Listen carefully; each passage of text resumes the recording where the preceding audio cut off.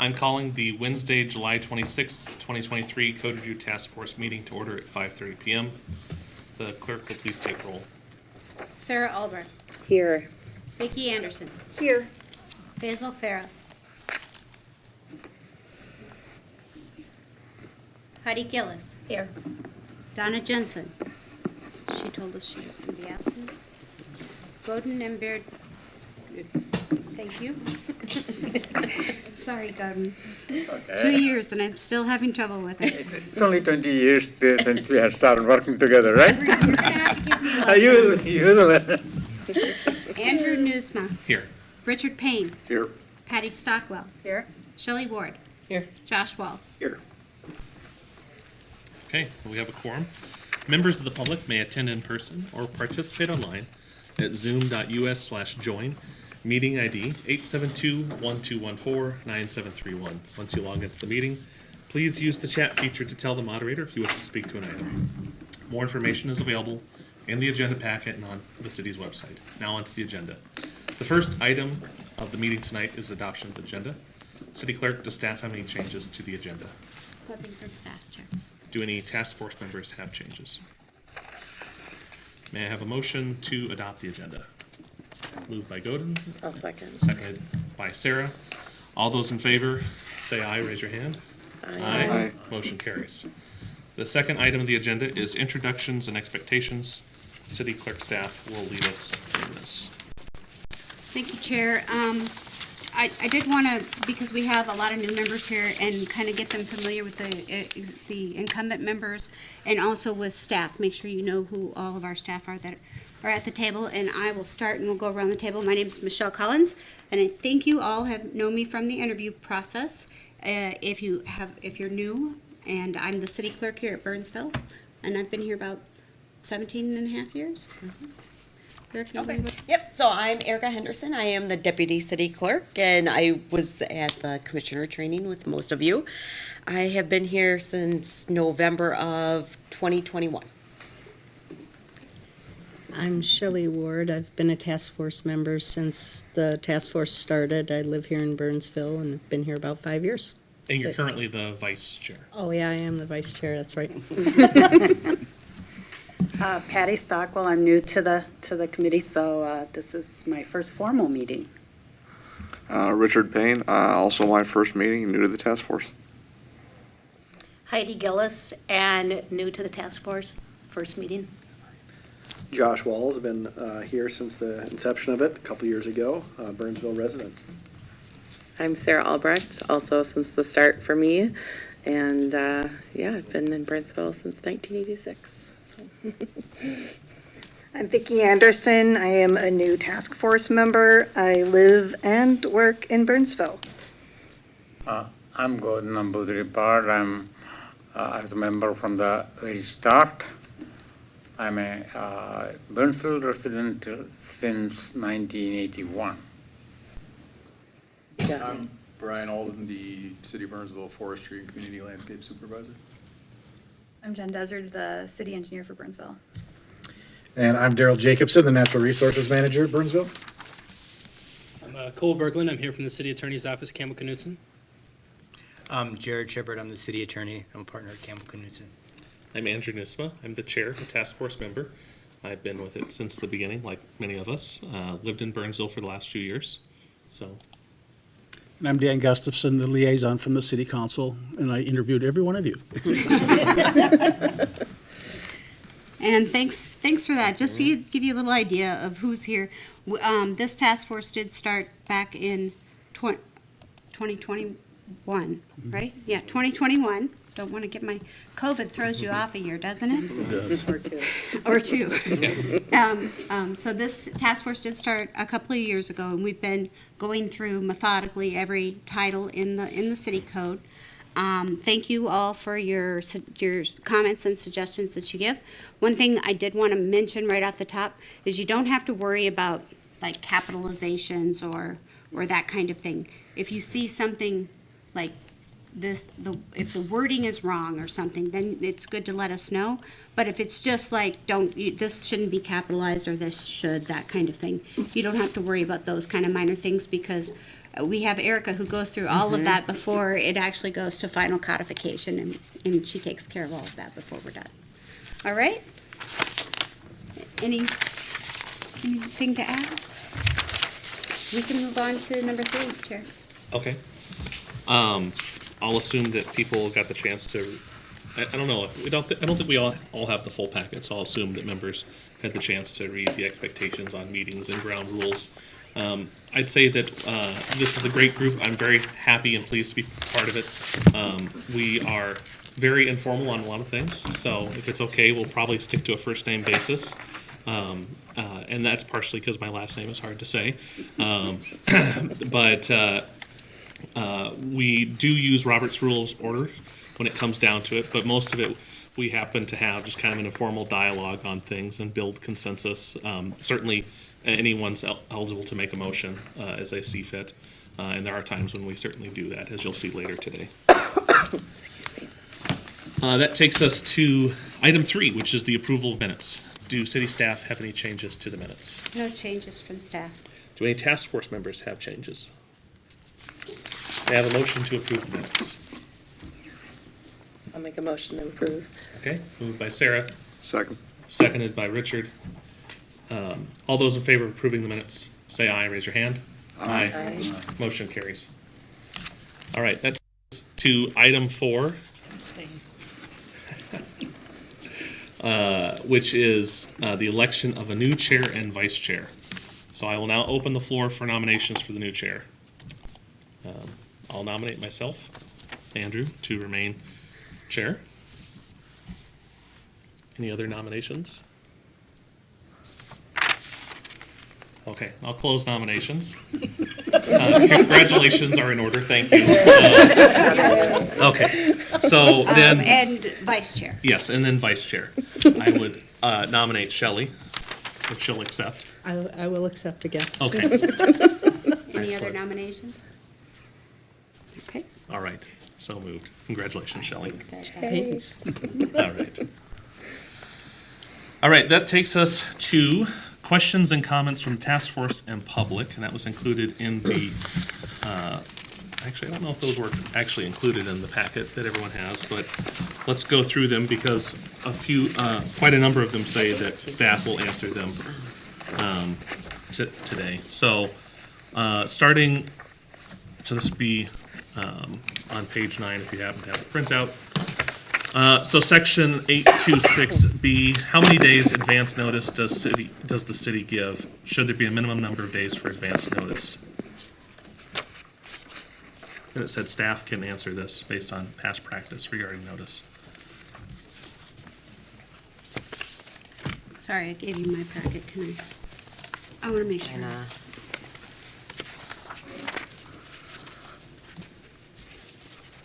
Is that under forestry? He's actually on item 5, which is the questions and comments from the task force and public. So on the agenda report. It's not It's in, not in yeah, the, it's not in this. it's not in that. Right. Would it be possible to get printouts real quick? Sure. So this is from 826B, which is nuisance trees, so that would be a forestry item. And it says the city may enter upon private lands to inspect trees, basically just by showing up or putting a notice in the newspaper, more or less. But there was a question as to what is the standard notice that the city gives before they show up to deal with nuisance trees? Well, currently, I will contact the homeowner before actually going or entering on the private property, so. I'm just Which putting is, that item. if you have a tree inspector license, I had heard that you can enter private property without permission, but I know in the city that's not what we do. So yeah, we always give advance notice, and we will not go on private property unless we get permission. Okay. The next question is from 869. So that is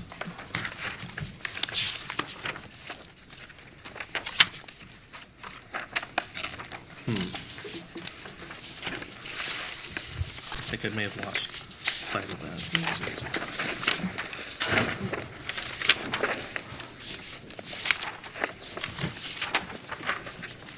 Because I see it goes from 868 and then it goes into special assessment and disappears. Chair, Yes. would it make sense if we just reviewed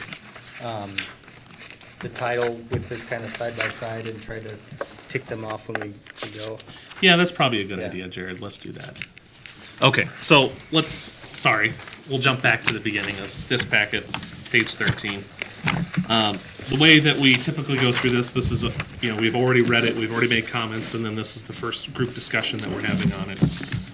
Is we just kind of go page by page, and anyone's free to, call things out, but at a minimum, I'll call out the comments or the questions that are in the sidebar, and we can have discussion on it.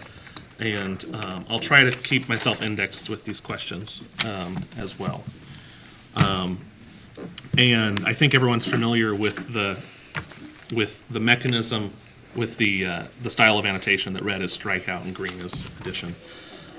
So starting with removal of snow from sidewalks and trails, there was a question from Sarah: can homeowners who live adjacent to public sidewalks do the snow removal of adjacent section of the sidewalk themselves and avoid being charged by the city for this? Why are only homeowners who live adjacent to those sidewalks charged if those are public sidewalks? And looks like someone said the city does the removal. And then a note to consider eliminating this section, accumulation prohibited altogether. As edited, it no longer prohibits accumulation. That's a good point. So,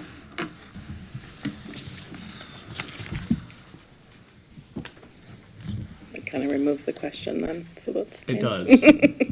Yep. Which it was more of a curiosity on the first one than anything. Yeah, I mean, I think the question is still valid for 812, which is snow removal, where it talks about that the city will establish a sidewalk and trail snow removal program for sidewalks adjacent to private property. So maybe we'll just start with, I have a little history, if you, please. thank you. So, for many, many years, the people who lived adjacent to these sidewalks did their own snow removal.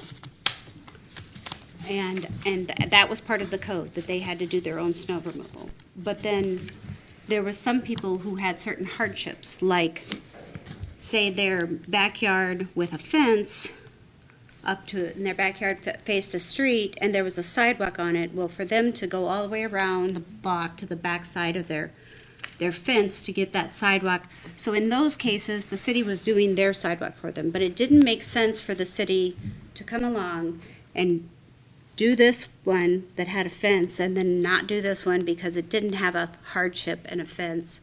So it was very inefficient. And what we figured out was that it was much more efficient for the city just to do the sidewalks and charge a minimal fee.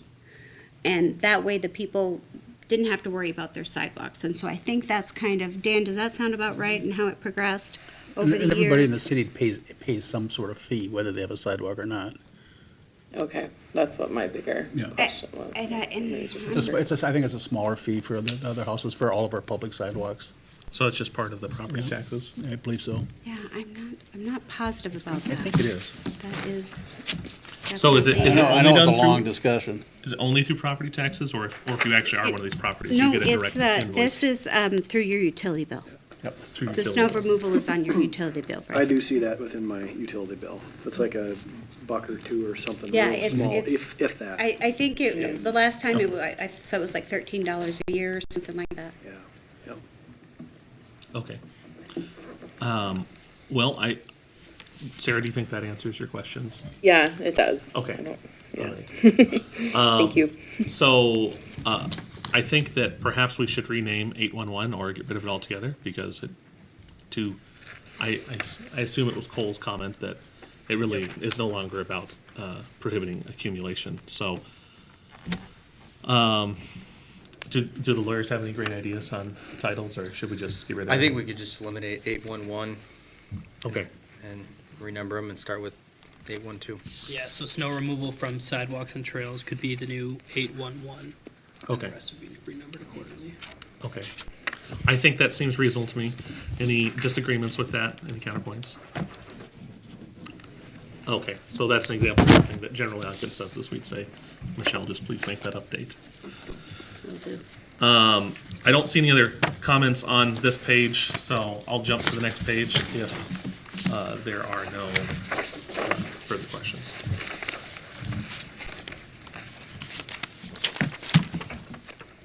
Okay, and so we really just see that 8.2 forestry is a new section. That gives the purpose of it, and then on to page 16, it gives a question, it gives some definitions. A question that I had, I did see in other city codes where they enumerated specific species as being nuisance trees. So the current definition is any tree or parts of a tree that has an infectious disease or insect is dead or dying, is determined to be structurally unsafe, obstructs the view of traffic signs or the free passage of pedestrians or vehicles, or threatens public health, safety, and welfare. So I have seen particular jurisdictions, like say the cottonwood trees are nuisance trees, and prohibit the future planting of them. Go to. Just one small comment, which is the nuisance tree. In terms of obstruction of view, view of traffic signs and traffic itself, bushes also often obstruct the view from the street. So I think it should include bushes here somehow, so that it's safe. Yeah, I could see that, could be reworded, any tree, shrub, or plant material, that, we could include that in the definition. Okay. And I would, in my own logic tells me infectious is one, the view or unsafe is the another one, so it's good to put in two different sentences. Yeah. Just trying to put all of this thing in one sentence, kind of. Yeah, the intent of this was to just kind of be generic with the definition, and so it encompasses a lot of different things, rather than being really specific. And so that was some guidance that I saw from a group that advises on creating ordinances. So that was the intent, to keep it broad and not get into specific species or even diseases or insects as well, because there could be new diseases or insects, in the future that we don't even know about right now, that if we don't have them specifically defined in here. So this kind of encompasses everything that could possibly be a nuisance. Okay. Josh? Could we replace the word tree with vegetation or something as broad as that? Sure, yeah. And I think also the intent was to kind of condense it and to keep the wording, at a minimum. So yeah, I'm fine with that. Question, vegetation, is there diseases that has problems with vegetation, quote unquote, or? I think you need to think about a little bit if it was as broad as vegetation, because the way this particular section of the code is laid out, one of the aspects of it is obviously the city's enforcement of getting folks to remove these type of things off their property, which is why it focuses on safety and sight lines and those types of things. And so if you get as broad as vegetation, we could end up in a position where there is vegetation on someone's property that might be diseased or dying, that now the city could be held responsible for enforcing that, when really there is no public nuisance or issue with it. And it could be, I don't know about a gray area, but there could be some issue with the public reading that and thinking, well, if I have any type of vegetation on my property that's dying, that it could be viewed as a nuisance and need to be removed. And that's a little broad, I think, in my opinion, but. And also keep in mind vegetation, nuisance vegetation, that was in Title VII as well, that we just talked about. So. And the city follows our own ordinances, so on city property, it would apply to all city property as well. We've been through some of our parks and we. Yeah, I think you'd want to make sure that we don't make it so broad that it becomes cumbersome Right. on homeowners or the city. And also, when we're talking about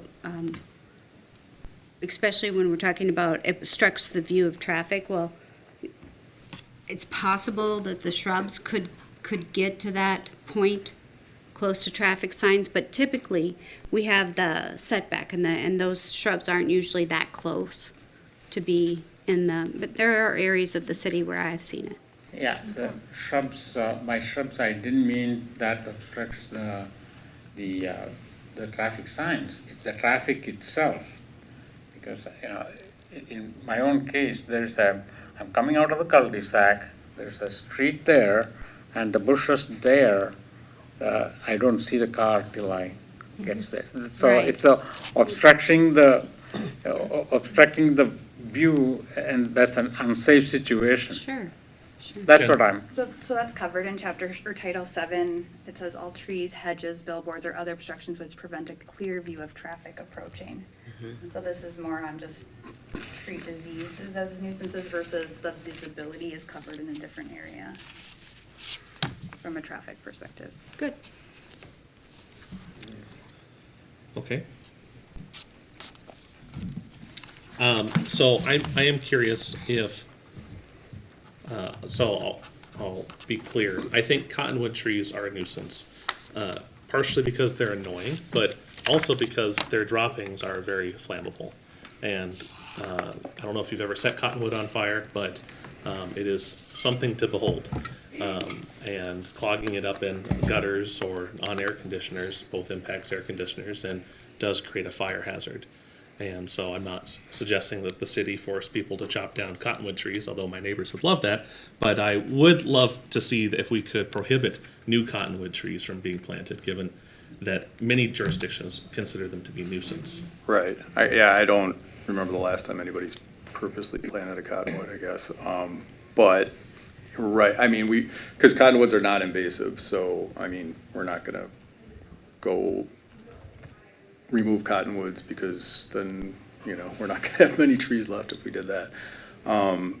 But we don't wanna leave this so broad where it's open in interpretation too, because if somebody defines that, well, this is a nuisance because it's dropping cotton into my yard, or this crab apple's a nuisance because it's dropping apples into my yard, or it's dropping leaves into my yard. So it's, Sure. you know, it's more for, you know, the communicable diseases and, you know, the actual threats, the insects and the diseases that can kill trees and then cause dead standing trees. That's more what this is for, and not just, yeah, a lot of people can consider any tree a nuisance.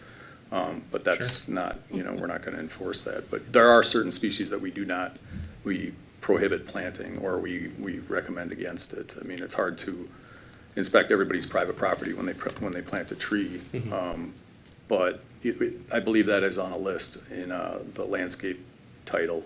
I think that's title 15 maybe, or something later on, but it does list those species that are not recommended to plant. And was that in Title 8?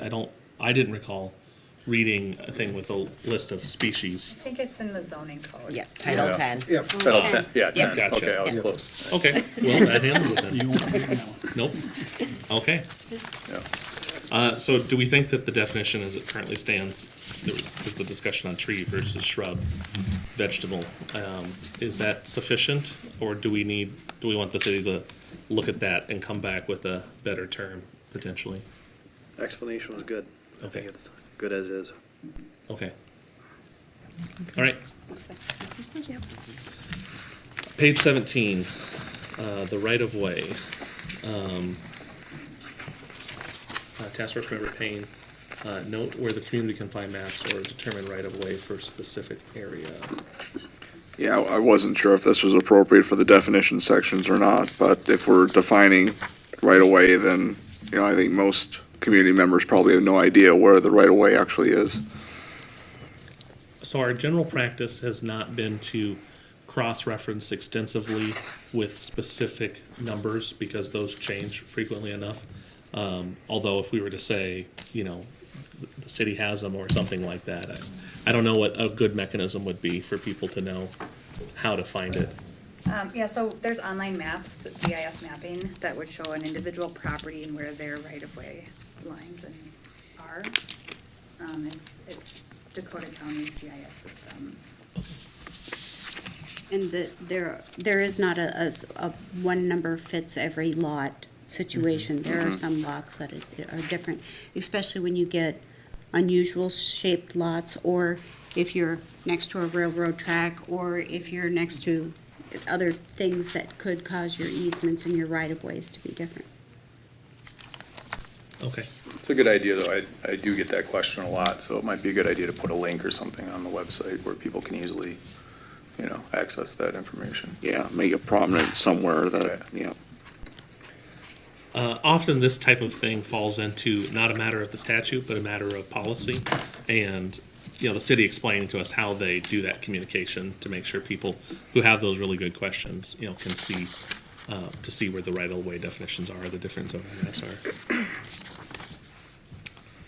Okay, continue on to page 18. So 8.2.4, prohibition against harming trees, shrubbery, or other vegetation on public property. Under B, both Shelley and I thought that the word near should be defined. And I was wondering about, how about it within a radius of the tree plus 10 feet? Because near is very much a relative term. It is, and I think that might be somewhat intentional just because it all depends on the size of the tree, where the tree's located. We don't know what the root zone is on the trees, and so, but right, it could be probably narrowed down a little bit more than that. How about drip line or something? Is that better? It's better, but the drip line isn't necessarily where the roots end. Sometimes it goes way beyond the drip line, so, I don't know how much we want to specify, but it's so dependent on the situation, the species and the location and the size of the tree and all that stuff. So I don't know if we want to get into all that and maybe be a little more specific on it. Shelley? As a homeowner who might want to do some work, he might think 10 feet is near, I might think 25 feet is near. I think there needs to be some published guidance. I'm not an expert in root systems, although I would expect you are, and that's why you want to hedge your bet a bit here. But I think we need to have some guidance for the person who is a layman. Sure. And I don't know what's appropriate in most cases. Okay. Yeah, there's standards and guidelines and best management practices that we could probably include on this. So I saw that there was, this referred to the best management practices book, looked on it at Amazon, didn't feel like buying it. And I don't think that we should, ask our citizens to go spend $50 on a book so they can figure out what near is for a species. We certainly do have things like the fee policies where they say, see the fee policy for what is considered, near. So maybe that would be appropriate if the city compiled that list, so someone could say, okay, I got an oak tree, that means under the drip line plus 15 feet versus a pine tree. Joshua?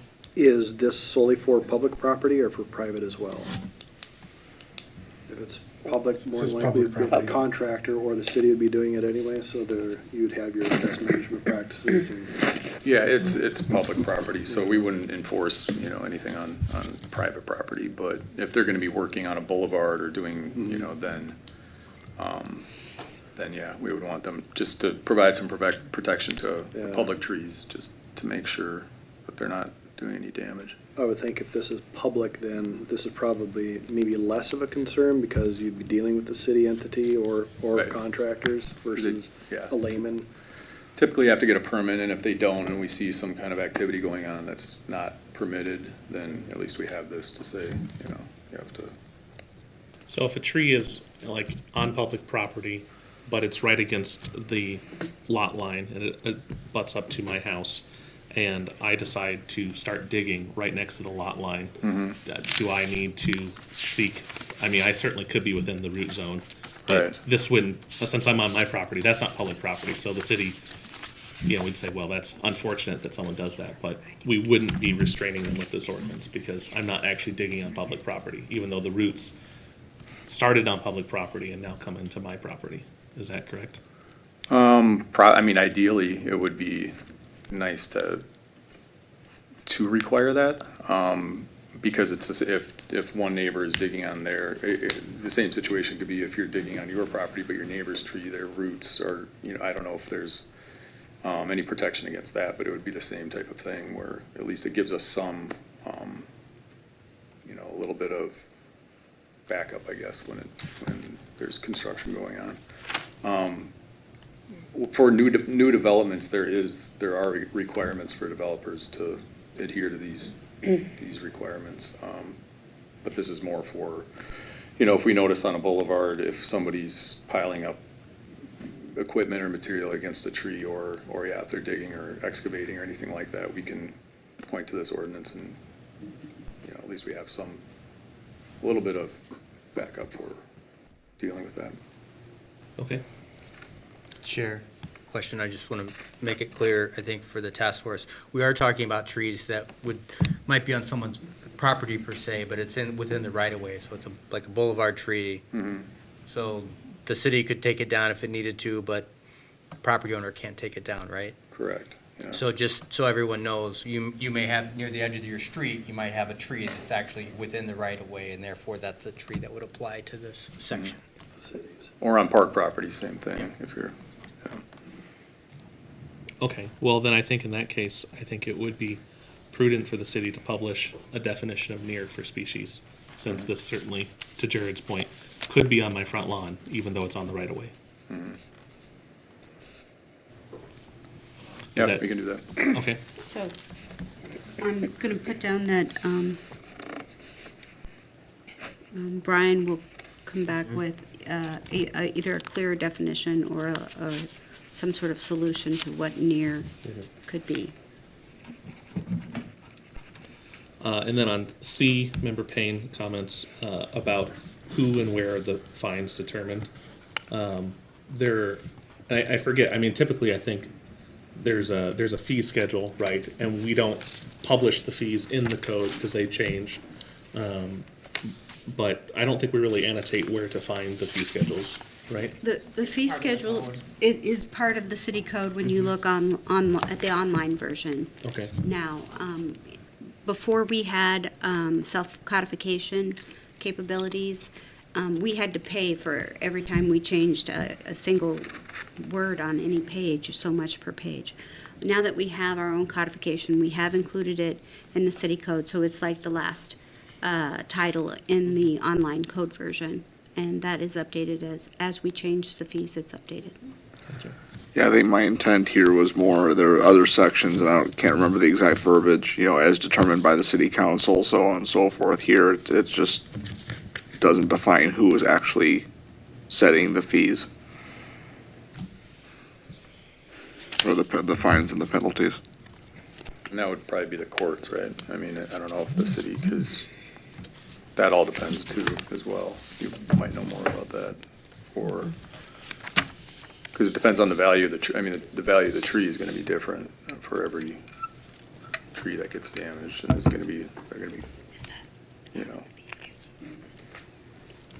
Chair, members of the task force, I think Task Force Member Payne is thinking this is like other sections of our code that has fines, built into our fee schedule.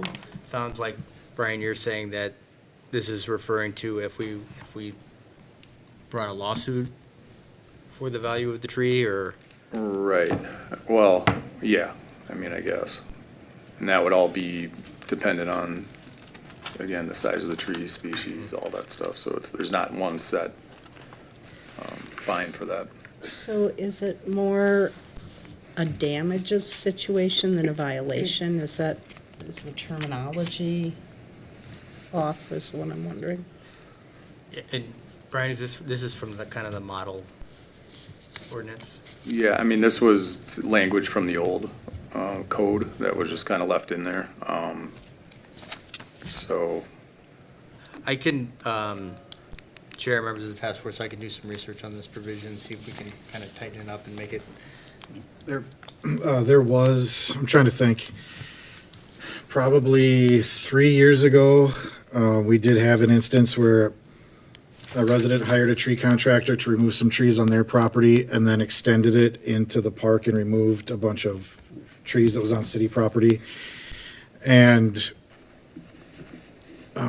ultimately, they ended up having to do mitigation where they replanted some trees, and I think there was a fine associated with that. And it went through, I mean, Joel Jamnick at the time was the attorney that worked on that. So I don't remember all the details off the top of my head, but there should be something, in the files that we went through this not that long ago, where we used this part of the code. And not to say it can't be updated and made better, but that would lay out how we used it in the past and why it was maybe worded that way.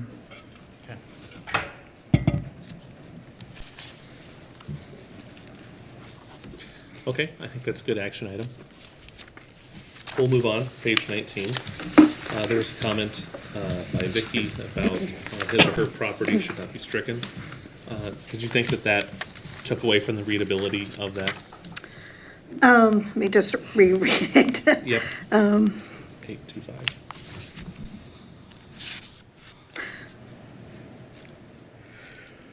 Well, then it specifies which ones. If you remove it, then it could be, let me just read it again, any person.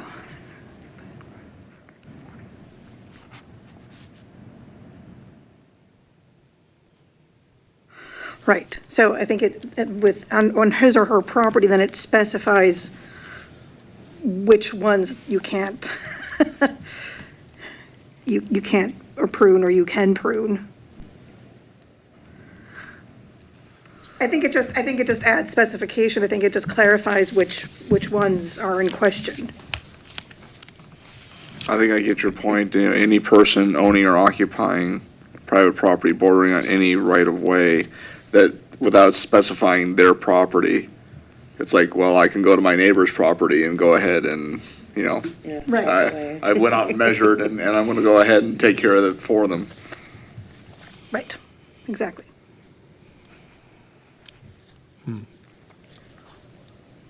What do you think, Jared? That point's well taken. I think we could if we put it back in, we should put on their property. Yeah, I agree with that. So one thing to consider is the area in the right-of-way between the curb and the property line is the property owners to maintain, but it's not necessarily on their property, but it's in the right-of-way.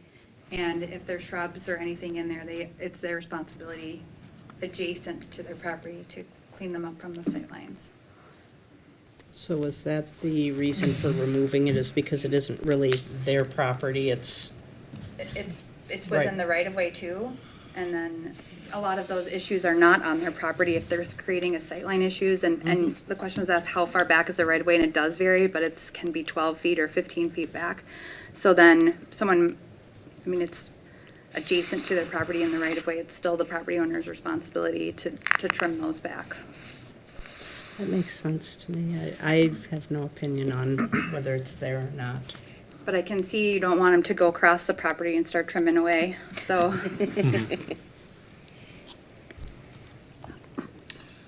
Do you have recommendations on how to change the language to take into account the fact that the right-of-way is not my property? Is it just those two categories? Can you just say on their property or in the right-of-way adjacent to the property?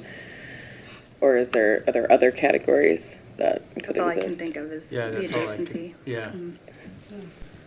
So we're saying on their property or adjacent right-of-way.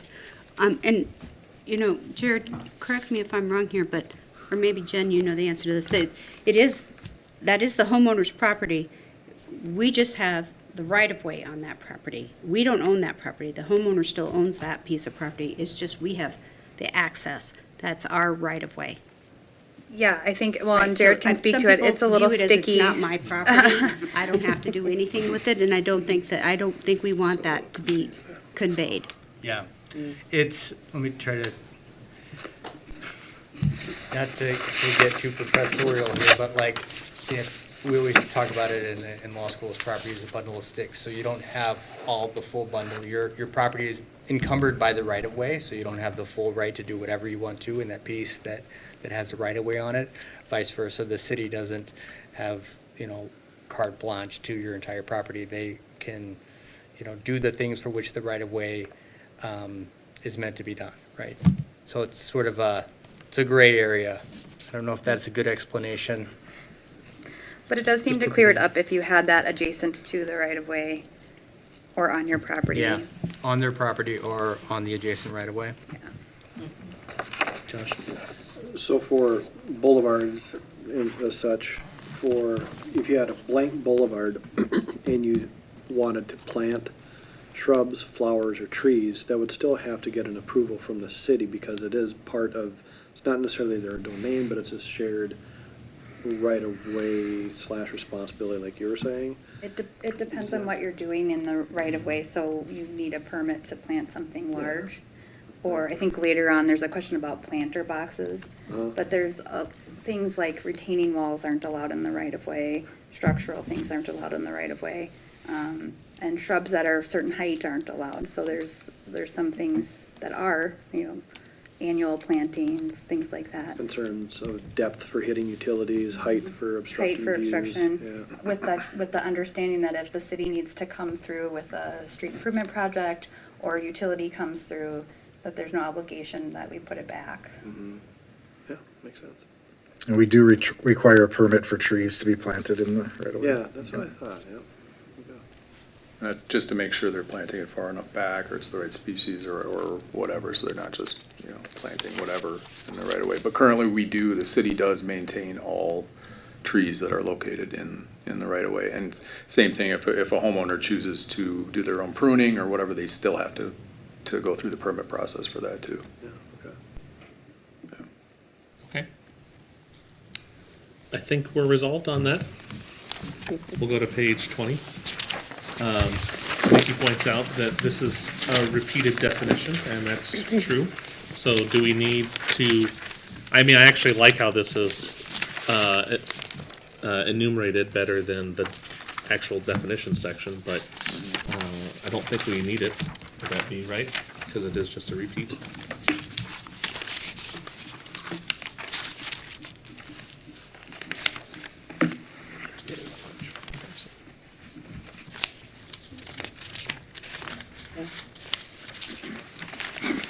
So you're suggesting that 8.2.2 is not required because it's all defined here? That, I think we want it in the definition of terms more than we want it in 8.2.6. Would that be right? Correct. Just more defining? Could we ask city to compare the two and make sure that it's a cohesive one and eliminate this? Or move it Yeah, just take it, to the replace definition A2. section, if this one's I feel like it, It's the same. better laid out. yeah, I feel like it clarifies a little bit better per the earlier discussion that we had about what would be a nuisance tree, so I think it's good to keep, just move it. Yeah, I like the bulleting way of it, kind of helps it, long run-on sentence be eliminated.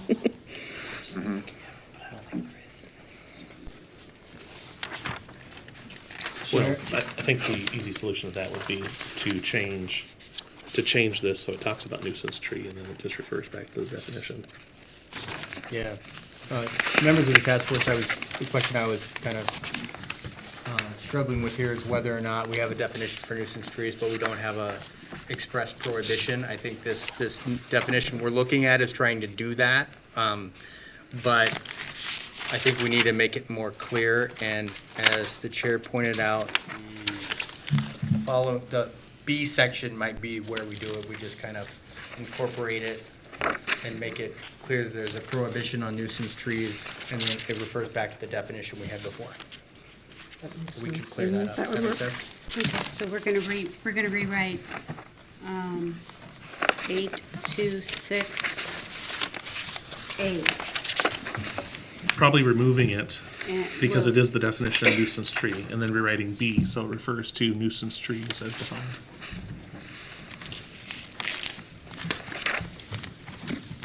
Where do you see B? Next. Yeah, Page 21. page 21, then just It- that's delete the- A. yeah. Yes. Or A, then. Okay, next page. So, so this takes us back to the questions of how many days in advance does the city give? I'd like to see at least a 24-hour written notice, and I'd like to see a removal of using the local newspaper as a viable publishing for saying, I'm coming onto your private property to come look at your trees. Well, I think, this is kind of a question for Jared, because when we first did our Emerald Ash Borer plan, which was quite a while ago, this was one of the things that came out of that plan. But then, when EAB really started ramping up, a few years ago, we were looking at, how are we gonna inspect these trees? And we looked at this, and at the time, the city attorney said that, we can't go on private property without that person's permission. So we have never actually used this, and we have never gone on someone's private property without contacting them first and them allowing us to go inspect the tree. And so my question for Jared would be, maybe when we wrote this, many years ago, we thought this was gonna be okay to do. I have since heard that maybe this is not okay to do. And so should we reword it a different way? Should we take it out? I think that's a question legally of how the city can do these inspections. Yeah, well, I think, whatever current practices, if it's working, then, making an edit consistent with current practice in terms of how we provide notice. I think that's probably, we don't wanna set out a notice provision that we're not meeting. And if it's working to give the individual notice, to each individual property owner, given the circumstances. I mean, I could understand a situation if the city was, rampant with EAB and it was unfeasible to do, one at a time, it might be a different story. But if it's working, I think we should change it to what we're doing. I mean, Brian, wouldn't you say at this point, we basically can inspect from public visual areas? We Yeah, don't you need to go on any go property? Right, you can see it from the street, so you wouldn't have to enter on private property to actually confirm. Okay. For emerald ash, well, for most, Those things. yeah, well, oak wilt is a little bit different. But that's when, usually it's the homeowner reaching out to me, and then, so I'm working with them. I never enter private property without permission, without working with the homeowner. So I And think is it maybe written we, notice that you, For emerald ash borer, yes, it is. Well, it's not to go and inspect, but you have emerald ash borer on your property and you have, 30 days to remove it. And then if they don't, then it moves on to code enforcement after that. And this provision is just talking about notice of an inspection. Right, correct. So I think we could certainly strike the by publication of the notice in the local newspaper, and we could include just oral notice if that's what we're doing, if we're making contact and we don't have any issues. Sure. yeah, I think when it was originally drafted, we didn't know exactly how this was gonna play out, and honestly, it is to the point now where it's really bad in the city. And I think we were thinking that we would be having to go out and do inspections, and it was gonna be so rampant that we would pick a section of town, and instead of, sending out 500 letters, it could be potentially published in the paper that this section of the city was gonna be inspected. The disease has not played out that way, so I think definitely we can work on rewriting this with you. a question I have, if they call me and say, I want to come inspect your property, I certainly could refuse, and then what does the city do in response to that? They seek an administrative warrant to come to my property, or do they not have to do that because they just can come? Well, Chair, members of the task force, it all depends. We've kind of talked about this before in different scenarios. In this case, obviously, we're talking about trees can generally be inspected from the right-of-way, so that's probably not going to come up. But if there was a public safety issue or some reason we needed to get on private property and there wasn't permission, the administrative search board is a way we could do it. Okay, thank you. All right, page 22. A question about minimum time period to remove. Because right now, the current wording is a definitive time, but it doesn't say a minimum time. And yeah, several comments on having a minimum time frame. I think a minimum time frame is reasonable. We do that with all other sorts of compliance actions, that you have 30 days to clean up or else. Is there a duration that seems appropriate to the city? I've been putting 30 days on letters to the residents, so. So, yeah. Sounds like we got a winner. Yeah, and this is just to keep it vague, because just to, have some flexibility, down the road, I guess. And I am, being a little bit flexible now too, because just, homeowners might not be able to get it done within that amount of time. Or, if they try to get a tree contractor, because right now tree contractors are so busy and they're booked out, 2 months in some cases. And we do require that if a resident hires a tree company to do tree work on their property, they have to be licensed with the city. And so most of those contractors or those companies are really busy right now. And so it might extend beyond that 30 days in some cases. So sometimes work with people individually. But if I don't get any response or any communication with the homeowner, then it's the definitive 30 days and that's it. And then it goes to code enforcement after that. Okay. Yeah, I don't know, maybe there was some confusion on this, but the 20 days is that was in here before, is the minimum. So it's just saying you can't give someone less than 20 days notice. And so, obviously now we've been operating under 30 days, but we could have the 30 days be the minimum. Or, I think it was fine to have the 20 as well, but it's just letting people know that if we find a diseased tree on your property, we're not gonna say you've gotta remove it in 5 days. This is giving a minimum amount of time that they can, and so That was my what Brian's point more with talking about is we don't Conrad, have a maximum necessarily. Sure. You're giving 30 days to remove it. If we see you're making progress or we're having communications that something that you're working on getting it removed, we can give extensions off that. It's not a hard and fast rule that on day 30 you're getting a legal notice or something. But I would be certainly fine with having a minimum of 30 days notice. I think that seems reasonable. Yeah, that's why that was crossed out, because I have seen other ordinances in other cities like Minneapolis, they don't, 20 days and that's it, that's all you get. And so that's why, that's why it was struck from there, because it's like, sometimes we don't have 20 days or 30 days, you have to get this tree out soon, and so, but it all depends on the situation and what's going on. If it's a hazardous tree, yeah, it's gotta get taken out. You're not gonna be able to wait 20 or 30 days to have that tree taken out, so, but if it's a disease, you might be able to wait a little bit longer. So, again, this gives a little flexibility, and the timeline or the timeframe of the 30 days, because I didn't put a definitive timeline or a maximum number of days, but on the advice of Chris Forsland, he said you have to put some timeframe that's on there, and that's kind of what I've been operating it as doing.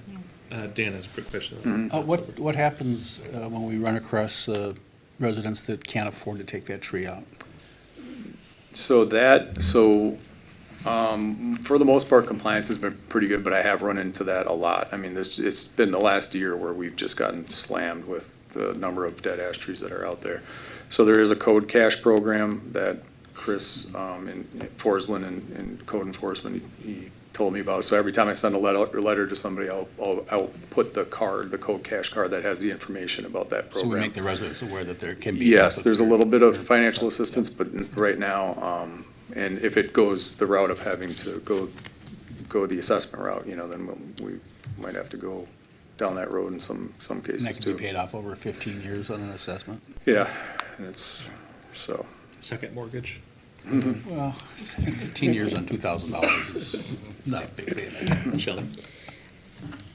I guess my concern was, as a property owner, hazardous or not, I think I deserve a minimum time frame to know that, hey, the code protects me from you saying, well, this is hazardous, right? It's gotta be out next week.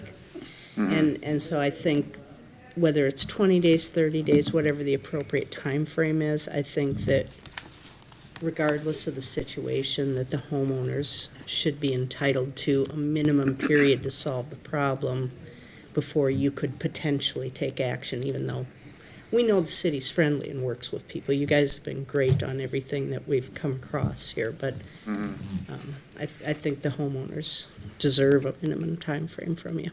Yeah, and I agree, because I had the same comment. I mean, essentially, the way it's written now is definitive time, and knowing that, the city's not gonna come in and say you have to remove it within 24 hours, but just saying that's a definitive time, 24 hours would be a definitive time.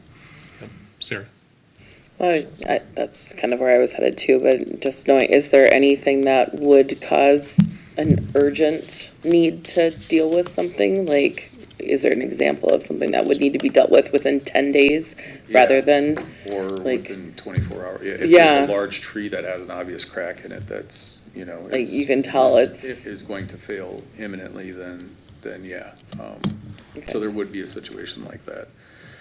But this is more, more for emerald ash borer, Dutch elm disease, oak wilt, those, and that's why we kind of extended it to, so there's basically is a minimum within that, but there's a maximum as well, and so there is some, they do have some time to get rid of it. It's not saying you have to get it taken out, or, so yeah, it all depends on, again, the situation, how. Michelle?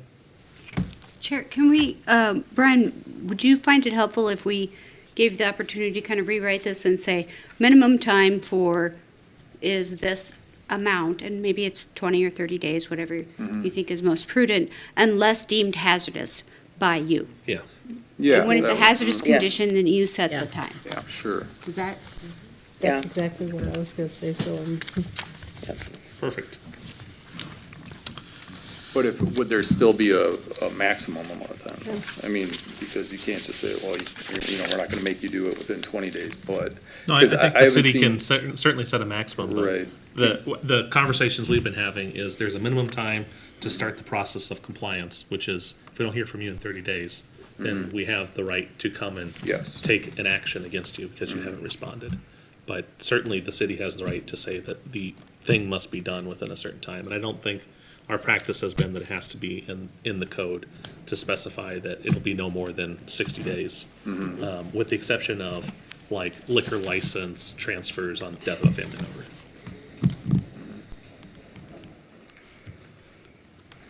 Yeah, let's think about how it Yeah, I would just best don't- work to come back. Most ordinances in other cities, they do have a time frame or like a set time that you have to take this out, otherwise, I personally Take wouldn't be action from opposed there. in seeing both a minimum and a maximum. I wouldn't either. And again, I think that we could leave that caveat in there that at your discretion, in any kind of emergency or hazardous or whatever, or if there's some extenuating circumstance, you have the authority to adjust those times. right? Yeah, Yeah, I the think- wording is important just to provide that flexibility. I think you should always have the ability to extend it if you're working with a homeowner. Tree contractors aren't available. I mean, Right. that you can work with them and give them that discretion in there.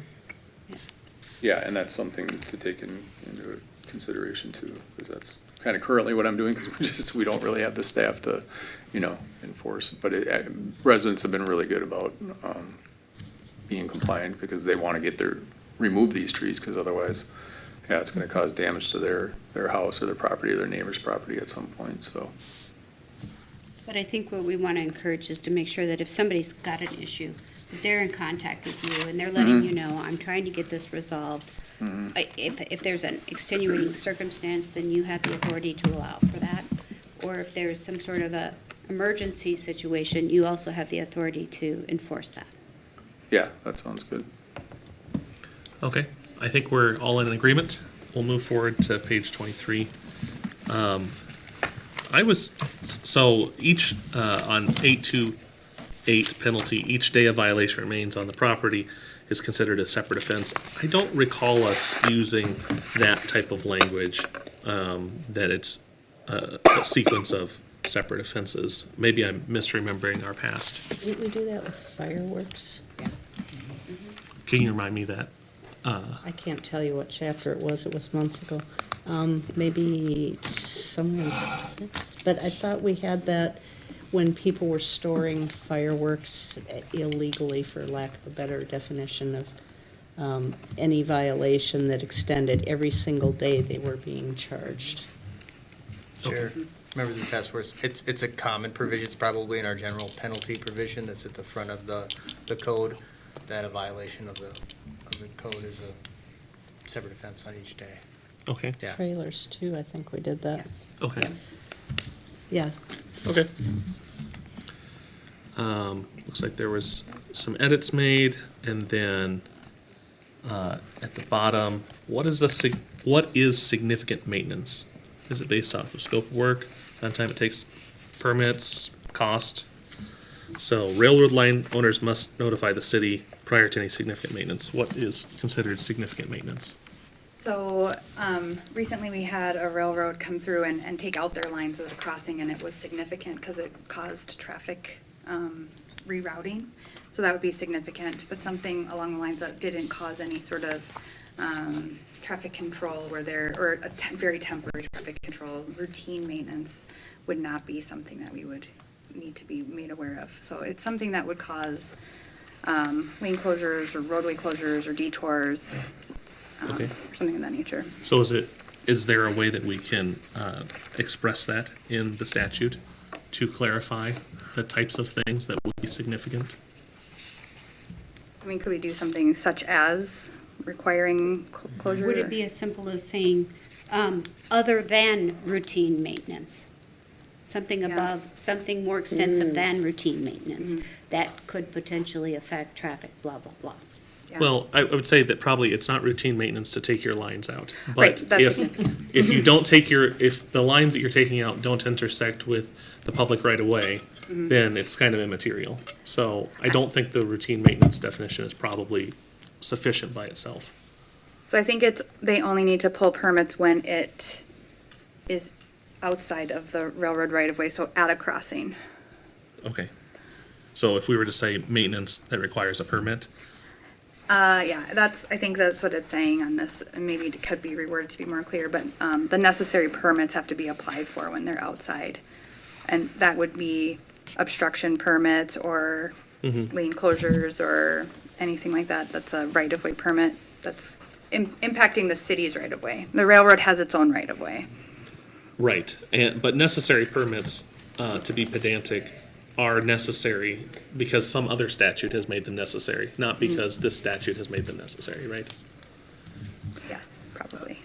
So saying that you have to file necessary permits is a great admonishment, but that's not what they're violating. They're violating the fact they didn't pull the permit that's required by another statute or by some state statute. So do you think that if we clarified, I like to see language that is clear, and significant. I don't think is quite there. Godin? What is the city's interest? Is it to avoid traffic or any other safety considerations? If that's what it is, why can't we kind of state here that when there's a potential for obstruction of traffic or any other safety things, then that you need a permit.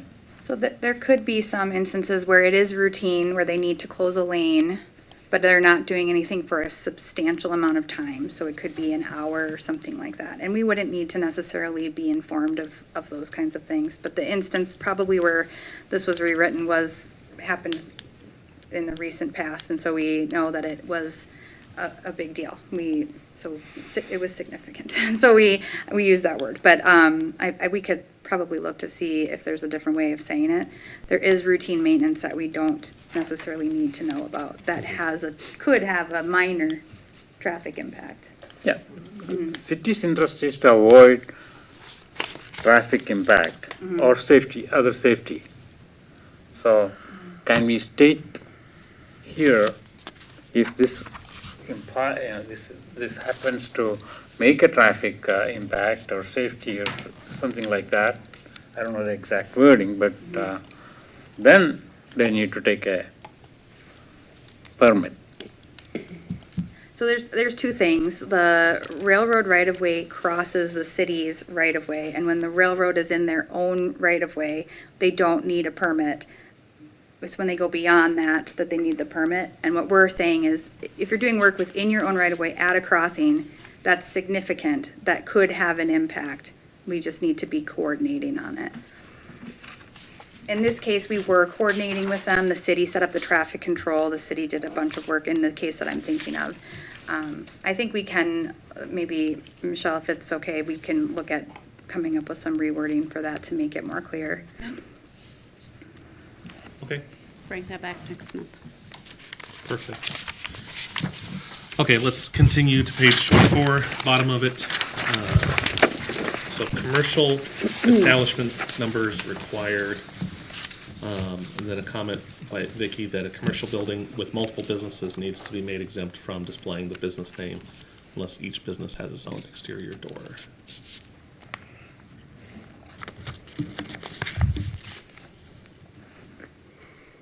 I'm trying to find the question about where it says in the memorandum, 841, explain how an existing building would not have an address.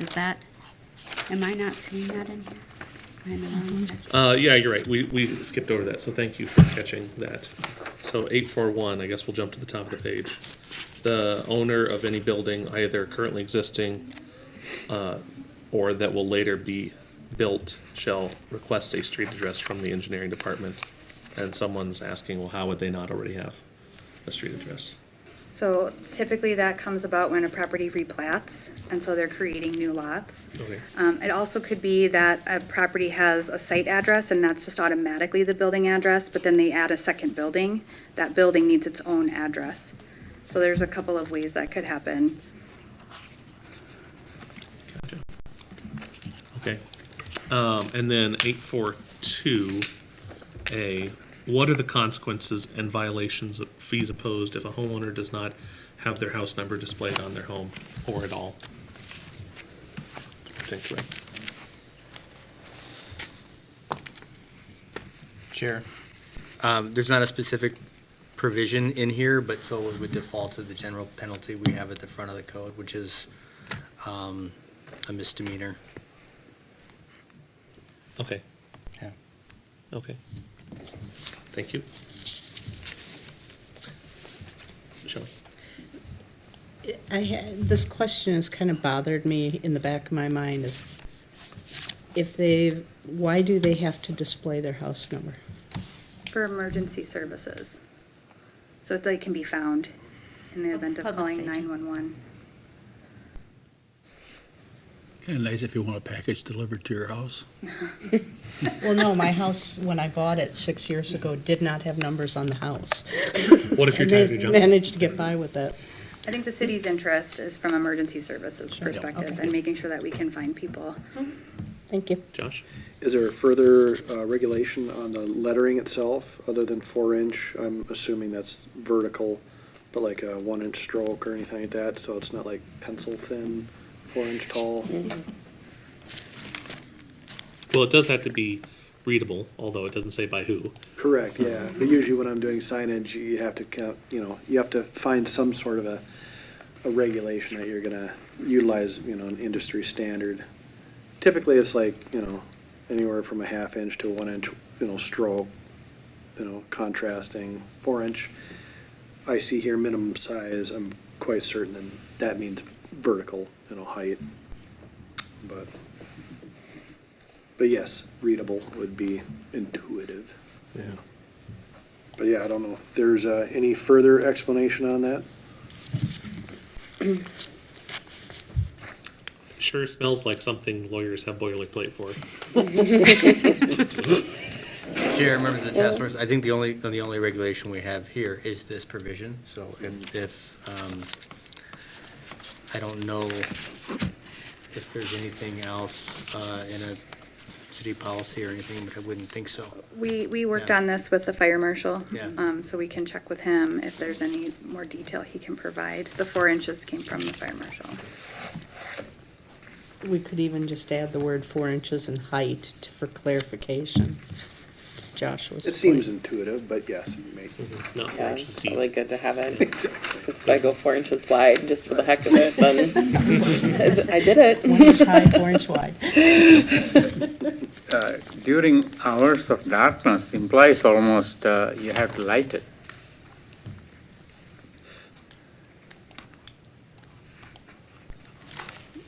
That's an interesting point.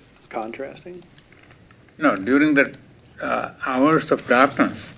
So if you don't have a light, So hours of how do you darkness. see it? If you can't see it because it's dark out, well, it's because it's dark out. They have flashlights think- that they would use, I mean, yeah. Yeah, Yes. emergency vehicles we're going through that have their lights out, spotlight, and then it just needs to be visible if they're trying to light it up. Yeah, but the way it is written, it seems like you should be able to see it even when the event is dark. Yeah, and read during the hours of darkness as well as daylight from the public street or private road. I read it more, the intent is if your house is painted brown, don't put a bunch of brown numbers on your house. That's what I thought it was too. I'm sure that's the spirit of it. Another intuitive one, but it could be taken the wrong way.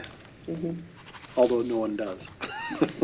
Well, maybe the city wants to come up with something better, or I don't know how rampant street number address abuse is. I think that there's quite a bit, but that it's not enforced strictly. But I think what the main issue is especially like if we're having new developments coming in and those types of things, we want to make sure that that when you're putting numbering on these buildings to start with, this is something that everybody can see. Over the years, we realized that some homeowners lose a number or two off their house sometimes, or maybe they paint over them and now it's the same color as their house. And if that becomes an issue, we have a way and mean to address that issue when it arises. But public safety are the ones who are really most concerned about making sure they're at the right house. So that's why we want to kind of give them the latitude to say we need to be able to read it. Sure. Do we feel like we need an action item here, or do we think the text as written is sufficient? I can change contrasting 5-inch minimum height instead of minimum size. I think 4, though. I don't think we've. What did I say? 5. Oh, how did I look at that and say 5? I don't know. I need to wear my glasses, I think. So 4-inch minimum height instead of size? Yeah. Is that good? Yeah. Okay. Okay. So on to 844. Vicki has a point about the requirement of commercial buildings having contrasting 12-inch size address numbers and business names displayed at the front. And her point is that if you don't have a separate interest, do we really require all the people who are tenants there to have their business names in 12-inch letters on the front? So I'll have to check back with the fire marshal, because again, we worked on this together. It's all about finding the businesses, and so they all have some sort of address, whether it be a suite or something, and if someone calls 911 and asks and says, and they say the business name, they're trying to scramble to find a location. So the intent of all of this is really to just make sure that when people are in trouble, they can get found and helped. So the reason why I brought this up is because my office is in such a building, and there are lots of offices in this one building. It would not make sense for all the businesses to be listed out front, because there are just that many. Dozens of them, yeah. Yeah. Okay, I think I can go back to the fire marshal and kind of figure out more about the intent. Sarah? Does it work if and I guess this is another question for the fire marshal, but like in a large building like that, like would the directory, like if the interior directory, when they walk in, is identifiable with all the suites, is that enough? But that doesn't talk about the exterior at that point, but I'm in a building the same way as you, whereas maybe there's like 10 tenants in the building, but not all of them are listed outside right now. So that is something to be interested in. I'll find out more. Okay. Okay, thank you. Let's move on to parks. Dan, could you tell us where the city's at on THC and regulation? Have they made any changes? We're not making any changes. Okay, so whatever the state law is. Whatever the law says right now, that's where we're at. Okay. So there was a question, do you need a permit to drink THC drinks in parks? Or smoking marijuana in parks, or consuming edibles? and it says that no public consumption is permitted under the new statute, but there's no penalty attached. So cities could make a petty misdemeanor. Okay, so in light of that, like, certainly we can propose things, but how do you think the city council would respond? I couldn't answer that. I could only. Sure. Well, I think my point is, I don't know who asked that question, but if we want to pursue that, I guess my question is, it sounds like the city just hasn't made a policy. They haven't. We've been waiting on the state laws, and we're also been waiting on the new commissioners. They're not even, the board's not even in place yet, so we don't even know what all the rules are yet. So the current THC laws that we have are just stay in place, and licenses won't be issued till probably January 2025 because we don't have the rules for any of it yet. So what's been going on the last year and a half or whatever is going to continue to go on. Okay. Thank you. All right. So I guess we can, I guess that is on page 20, so I jumped slightly ahead. All right. So looking at page 25 and 26, I don't see anything. One quick. Yes. Just a little edit for city staff in 853. It should say parks open daily, not park. Should be plural. Got it. Just so you catch that. Great, thank you. No problem. So page 27, do we need to address the issue of waters? We've had several instances where this has happened. Jared, can you please respond? Is that your response right after that on page 27 in the tan? 27. Yeah. That was my response. Okay.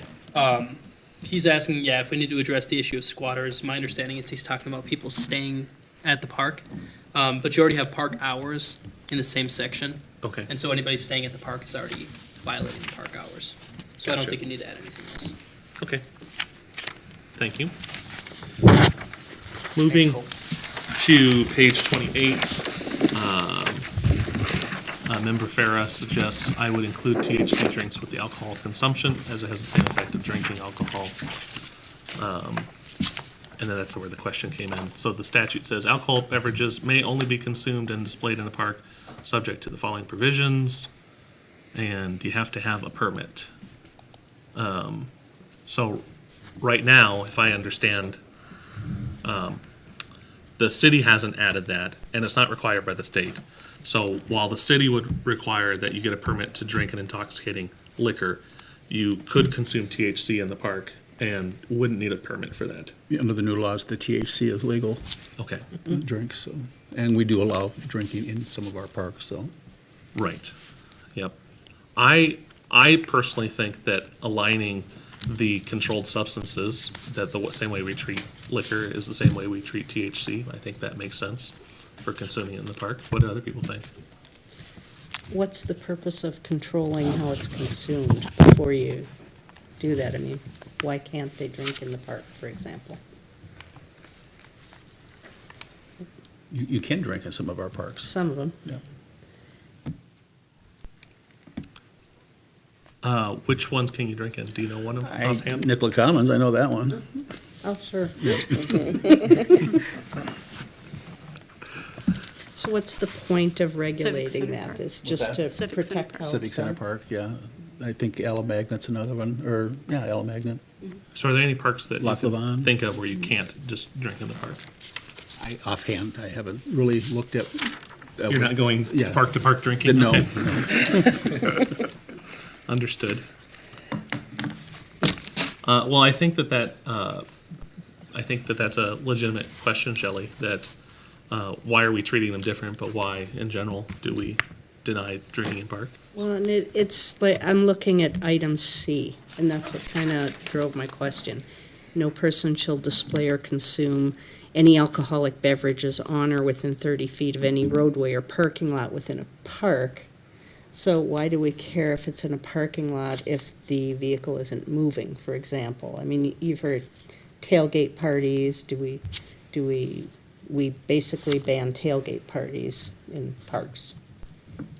Is what I'm reading, and not necessarily a bad thing, but.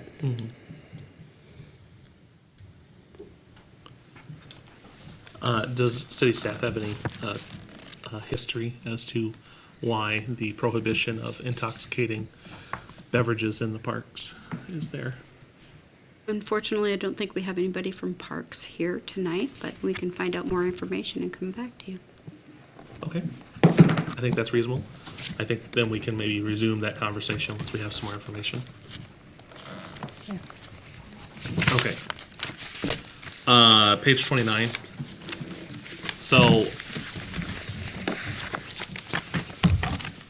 this is about animals and having the responsibility to clean up after them. And there's an exemption for service animals accompanying a blind person or a dog that's used by the police or rescue activities. And I think it is pretty common that blind persons are taught how to clean up after their animals. That was an interesting Google search, but they tell you exactly how to tell that a dog is doing their business and how to find it. So I think that we should remove the exemption for blind persons and police. Now, certainly if a police officer is chasing a suspect and, their dog decides to use the facilities, I would say that that's okay. But, short of an emergency, then I think that the police should be responsible to clean up after their animals. I assume they do that as a general practice, but I don't know. What do other people think? I agree with you. I thought I had made a similar comment. I think service officers should actually set the example, frankly. An emergency situation, absolutely, and you could mention except in an emergency situation, but. Does anyone, I agree. I see some nods, some agreement. Does anyone have a differing opinion or an additional opinion? Josh? Yeah, I'm in favor of the police force, being able to do that as setting an example. I think that's great. Blind person, I think that there are just maybe too many caveats that could be there that could put them into harm's way, like a life and safety. And it's just, why? So, Okay, so you would not be in favor of? not of the blind, but of the police, Okay. Okay, just for safety. Michelle? Just a thought on this, and I think that this is more so that in the fashion that if it's a blind person with a service dog, and somehow that, like you said, most blind people are trained how to collect the waste, but if they missed something, that they wouldn't be able to be violated, that they wouldn't be, it wouldn't be they would get a ticket for this, because it's, it may happen with a blind person, and also same situation with a police dog. When it's in police or rescue activities, there could be somewhere where they missed something because they were preoccupied with the situation. I think it's more about just kind of giving them a pass if something does happen that they don't notice. Well, our officers already talk about their enforcement discretion that they use, for example, with noise ordinances. So I don't think that ostensibly with police officers in the park, they're wearing the uniform, they have a dog, that's a police activity. That's not the same as an emergency call. Michelle? I was going to say, I would propose that we clarify the intent a little better in the language, because really, as you said, if they're just standing in the park, I would expect them to remove the waste. And I want to make sure that, yes, we're not going after blind people who miss something. Right. But I think that you should have the exceptions more limited, not as broad as they are. Go to? I was thinking in terms of the impact on people. The blind people or the police and those things are very, very rare, and in their case, having a dropping is even rarer. So let's not worry about still some imperfections in our park. There are other imperfections like the droppings of some of the birds and all that kind of thing. So to me, this is allowing that is not a big problem. Let's regulate And that. because it's the total impact on the park is negligible. Okay. Other opinions? I think if we just remove the, like, rather it say in police, if it just says emergency or rescue activities, maybe, rather than just police activities, because I can see how you would say, like, it's broad there in that word. And maybe there's a better terminology for that, but the blind person, I guess at first I was kind of with on, but I guess I'm just wavering back and forth on that one, just because I could see how that would be a problem potentially where they just don't know, but when we do say it specifically, then they can go, oh, well, I don't have to do anything. So It is part of the I'm kind of training struggling with that that. people are given with their service animals, how to clean up after them, how to know that their dogs are relieving themselves and know how to find it. And to be very specific, they can touch their dog and they can feel the way the dog is standing, and then that's how they know the dog is relieving themselves. So that's part of the standard training for having a service animal. I think it's, back to Godin's point, obviously we can't regulate the geese because who would enforce that? But Coyote or, it is generally unpleasant walking through the park and, stepping in dog waste or any waste for that matter, but especially ones where it's easy for someone, and even blind people, it is easy for them to address. It's part of what having taken care of a service animal means. And if they're to the degree that they can't, then generally those people have other people to take care of them. Shelley? I still see the need for some exception for blind people because of the busybody factor. I don't know. I listen to the people in my neighborhood complain about the people who don't pick up after their dogs. And I can imagine city having to follow up on things that really they shouldn't have to deal with because of the busybody factor. Okay. I just think overall clarification, whether we get this nailed down tonight or not, there just needs to be some overall clarification between blind as well as rescue activities. Okay. Would we like the city to take a pass on clarifying the language? Yeah, I think everybody's kind of saying that. Okay. All right. We'll look forward to the status of that next month. The buck stops there. Okay. All right, to page 30. Restrooms, each person shall cooperate in maintaining restrooms, washrooms, and sanitation facilities in a neat, orderly, and sanitary condition. Persons over the age of 6 years shall use the designated restrooms and washrooms corresponding to their gender identity, is how it has been rewritten. I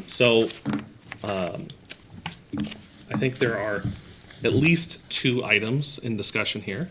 One is the age, and the other is the recent change to say corresponding to their gender identity rather than their gender. So let's talk about the age one first. I see some really good examples here of, the difference between a 4-year-old and a 6-year-old. I don't have an issue with raising it from 4 to 6. Do people have thoughts on changing it? Shelley? I personally have had, 5 and 6-year-old boys crawling under stalls in public restrooms. I have no interest in little boys being in the women's restroom, crawling in the stall with me looking for their mother. I mean, it doesn't happen often, but by the time they reach the age of 5 or 6, they have a much different awareness of physiology, and I think it's inappropriate. Okay. So what is a mother supposed to do with their 5 or 6-year-old boy if the mother needs to go to the bathroom? And, for some children at 5 or 6, you can't really leave them alone. I'm the mother of a daughter who was adopted from foster care. She has some very major developmental delays, and I experienced it myself, at least with she's my daughter, so it wasn't ever an issue, same gender, but for my husband, when he's been out with her, I guess the question is, what do you do with your child then? I think parenting challenges are always going to be parenting challenges, and we shouldn't be legislating them in city code. I was a single parent of boys. I understand the challenge. And I don't feel that that's something that we need to solve for parents. I think parents need to handle their arrangements with their children. And there are always going to be exceptions, and people are going to take their 6-year-old in if they're in a desperate situation. I'm assuming you would. I probably would violate city code myself in that circumstance. But I don't think that that's something where somebody's going to be prosecuted either. Well, I would still argue for the 6-year-old to be on here. When I look at kindergartners, that's the time when you really start to learn that, and that's when you're turning 5 or 6. When you're preschool, you're still in a different stage, but I personally don't think it happens until after age 6. From what I've seen in my kids and nieces and nephews and that kind of thing too. I think kindergarten is that stage where they start to learn that social behavior and those differences and stuff. And I think you're gonna have an argument for any age for when it's gonna be Or quote annoying or delays, someone's gonna as be you doing mentioned. something.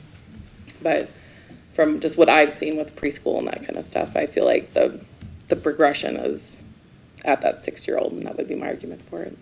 Jared, would I be correct that if a child had developmental delays, that the Americans with Disabilities Act would give them that accommodation, that even though they might be 10 years old, that they can go in with a caregiver and Chair, members of the task force, I can't make a pronouncement on the ADA requirements. Would you like to try? With respect to that right now. It sounds like a common sense thing, but I don't know, as I sit here, where it stands. Okay.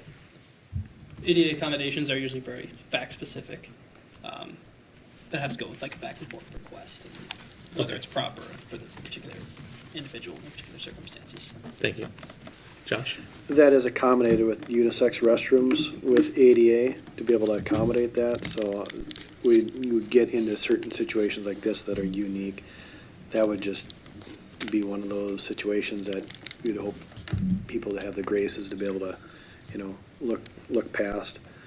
I'm totally in agreement with age 6. I think that that's kind of an appropriate age that most kids are, coming into that realization through kindergarten. And I also agree 100% that it does, coming from as a father of 5 boys and girls, it's hard to see legislation come through when it really doesn't need to be coming from this entity and who does what with their children. So I think that other than the age, I think everything else seems to be appropriate here. Okay. Sorry, just responding. Friend in a car accident. Okay. Shelley? I thought you had your No, hand I raised. was You just scratching my head. Okay. Seems I'm the minority opinion here, so I don't Okay. have any children that young anymore, so it's really Okay. not going to be an issue. So is there a general consensus on age 6 being appropriate? Yes. Okay. So the other one is gender identity, and that's a recent change. I'm curious what the state law has to say about this. Is there anything? Well, the Minnesota Human Rights Act prohibits discrimination in public accommodations and includes gender identity. So it's consistent, this provision would be consistent with the act. Okay. I think as written, it's cleanest. There's a comment from Task Force Member Farah about adding as designated and provided for all individuals. But I think just making it clean to their individual gender identity is the way to go. Okay. And so if the statute was to end persons over the age,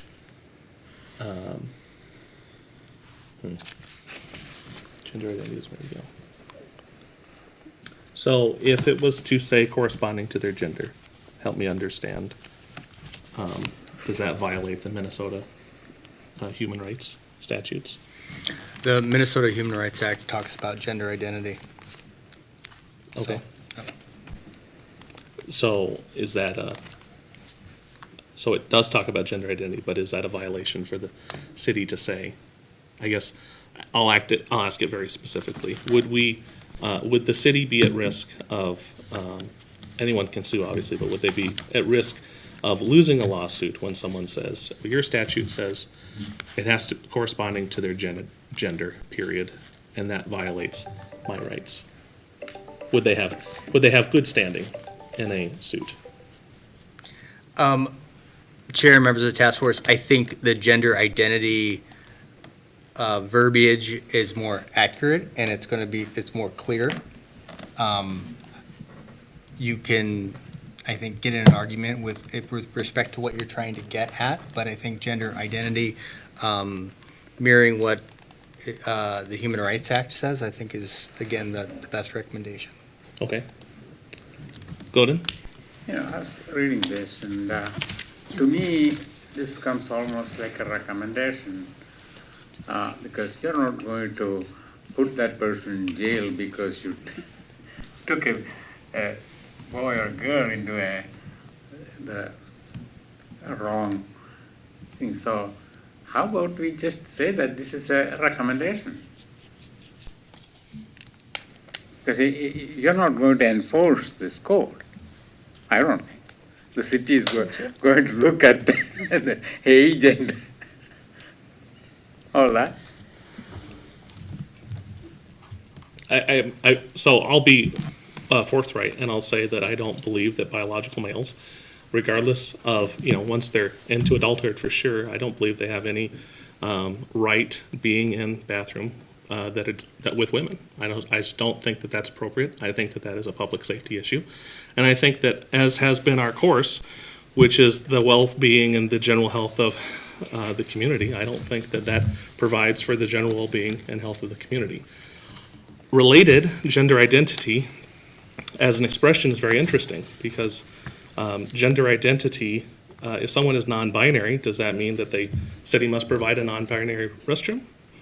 Because if they're only labeled male or female and someone does not identify as a male or a female, then they don't have a restroom that they can use.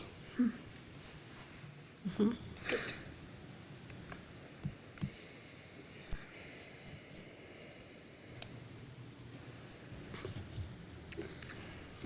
I've done a lot of the gender identity training for my company. And as written, I think we need to leave a little more flexibility so that we don't leave somebody without a restroom and possibly open ourselves up to prosecution because we don't provide restrooms for all genders or all gender identities. I think I would suggest that something that we could do is if we split this in half, because I think everyone would agree with, for sure, the first half. Every person shall cooperate in maintaining restrooms, washrooms, and other sanitation facilities in a neat, orderly, and sanitary condition. I think everyone would agree with that.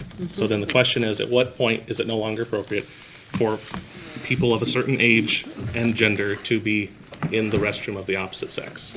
And if I can continue briefly, I would say that we could remove that, or I do not want to conflate the gender identity discussion with the discussion of someone who's doing something untoward in the bathroom.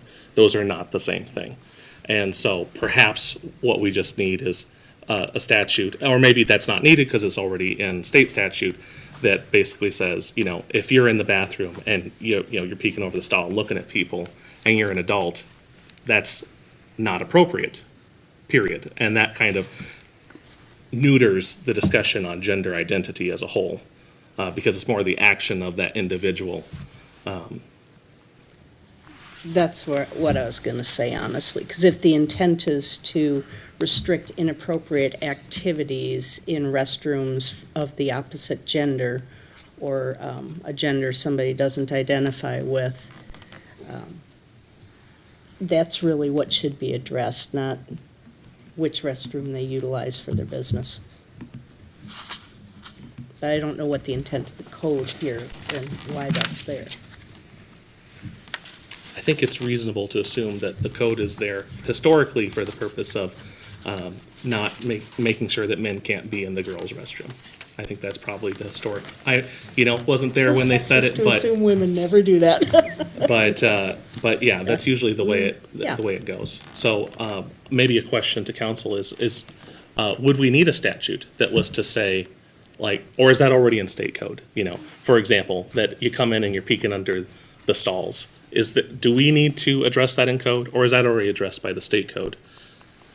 Wouldn't That it be there's a certain types of sexual behavior offense? that are inappropriate, regardless of your gender or gendered identity. Chair, members of the task force, this provision we're talking about here doesn't address that at all. So you would be adding something into the code that doesn't not exist at the moment.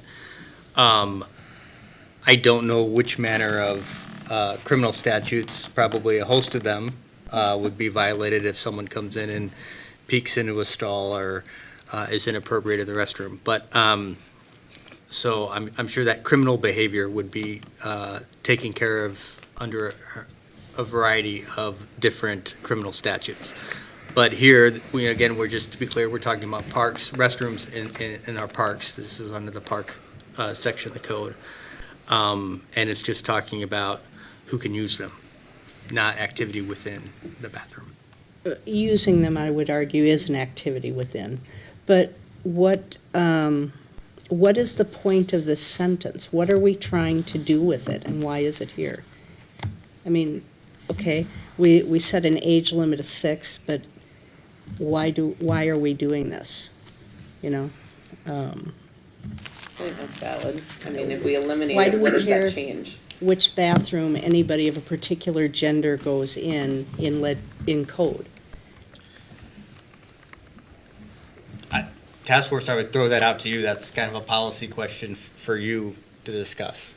Josh? I kind of come to that somewhat same conclusion just by reverse analyzing it, thinking of, well, what if we said, children under the age of 6 can go in either or, and then I went down a rabbit hole thinking, well, what is the point? And then the rest of it is like, it's all kind of subjective and highly ambiguous and very confrontational, and then we're trying to lay the law down when very few of us even know where to bring it to, where to lead it to. So perhaps, other than maintaining the restrooms by a janitorial service, maybe that's it. Yeah, I would be interested to know what, if we took that away, what is the state? I guess, what do we affect, in the big picture of do other cities have something like this? Or is there a state piece that just addresses public restrooms as a whole and we don't have to even talk about it? I don't know if we want to go there either. But I think Joshua makes a great point, which is, why not reverse it and just say, a child under the age of 6 may go into any gender's bathroom or restroom. That would be explicit. Yeah. If That it's is even completely needed. non-confrontational. Shelley? I would like to know if there have been a lot of calls with issues in restrooms and parks and people of the opposite gender, and I'm wondering if there's a reason that, if the police has any data on this that tells us whether this is even relevant or we care. I can tell that it says that this ordinance was last amended in 1985. So we know it's a little out of date, and it may have been something put in just as almost with little to no thought, just being to allow for kids. And then that's now how we ended up at this spot today, because we're looking at it, and do we really need this to be as specific as it is? And that's something for this group, for this body to consider. Shelley? Okay. Go ahead, Shelley. Yeah, I was just going to say, I think I'd like to make a motion that we accept the language proposed by Joshua and make that change. Josh, would you like to state the language that you had, if you can? Maybe we can play back the tape. Persons under the age Yeah, of 6 may it's- use either restroom. Yeah. Jared, I think, said he wrote it down. Yeah, I thought, Josh, you just said a child under the age of 6 may use any bathroom Correct, yeah. here, right? Yeah, I And think then- of raising all of our kids. I've been in situations, my wife has been in situations, and it was all through preschool, and no one ever batted an eye. But we made our own check when they got to that, kindergarten age. Like, well, this isn't gonna happen. You stay out here with mom, Yeah. vice versa. when they're aware. Yeah. As a And parent, they when feel you're uncomfortable. responsible. And that would, for the purpose of the motion, that would replace the whole sentence. Yes. Yeah. Okay. Can I clarify, we're talking, I want to make sure we've got this right. We want to say a child 6 or under, not a child under 6. Am I Yes. correct? Yes. Correct. Correct. Yes, Six. yeah. Good Thank clarification. Thank you. Yes. 1 second, Godin. So the motion would read, to change the language to say, every person shall cooperate in maintaining restrooms, washrooms, and other sanitation facilities in a neat, orderly, and sanitary condition. Persons 6 and under may use any restroom. Period, and get rid of the rest. That's the motion. Okay, I second. so, first and seconded. Now, Yep. discussion. Godin? Yeah, discussion, usually a child under 6 or under is under the guardianship or with somebody senior or parents or somebody who is in charge of that person. So I can trust that person to do the right thing for the child rather than having the law tell me something. Okay. So I feel if you're taking that out completely, it's not a problem to the society because the parents or the guardian or who is accompanying the child will do the right thing. We